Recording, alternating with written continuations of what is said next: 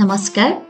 আজি মই আপোনালোকক ভিয়েনাত থকা অষ্ট্ৰিয়াৰ পাৰ্লিমেণ্ট হাউচ অৰ্থাৎ সাংসদ ভৱন দেখুৱাবলৈ বিচাৰিম।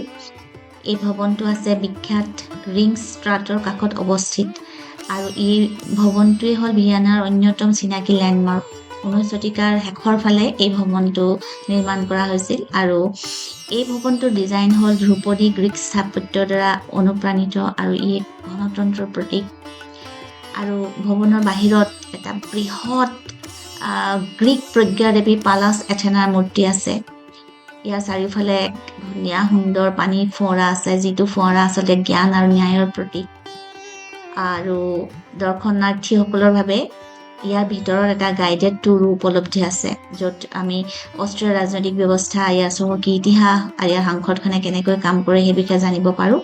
আৰু ভিতৰত বহুত ডাঙৰ হল আছে, নেশ্যনেল আৰু ফেডাৰেল কাউন্সিলৰ চেম্বাৰ আছে, আনকি ধুনীয়া ধুনীয়া স্তম্ভযুক্ত পৰ্টিকৰ দৰে বিভিন্ন অঞ্চল আছে। আৰু ভিতৰৰ ডিজাইনবোৰো নব্য ক্লাছিকেল আৰু বেৰক ডিজাইনৰ মিশ্ৰণ। আৰু মই অকণমান ইয়াৰ স্থাপত্যৰ বিষয়ে ক'ব বিচাৰিম। ইয়াত থিঅ'ফিল হেনছেনে ডিজাইন কৰা অষ্ট্ৰিয়াৰ সংসদ ভৱনটো গ্ৰীক নৱজাগৰণ স্থাপত্যৰ এক মাষ্টাৰপিচ আৰু ৰেনেছাঁ আৰু বেৰক শৈলীৰ উপাদানসমূহৰ মিশ্ৰণ। ইয়াৰ যিটো মেইন গম্বুজ আছে সেইটো গ্ৰীক মন্দিৰ অলিম্পিয়াৰ দ্বাৰা অনুপ্ৰাণিত আৰু ইয়াৰ মূল প্ৰৱেশদ্বাৰখন হ'ল এথেনা আৰু অন্যান্য গ্ৰীক দেৱতাৰ ভাস্কৰ্যৰে সজোৱা হয়।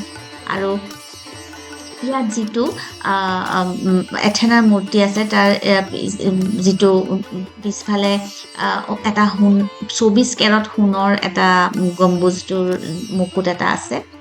আৰু এই মূৰ্তিটো 4 মিটাৰ ওখ আৰু ইয়াৰ মুখাৱয়ৱটো মাৰ্বল আৰু গ্ৰেনাইটৰ।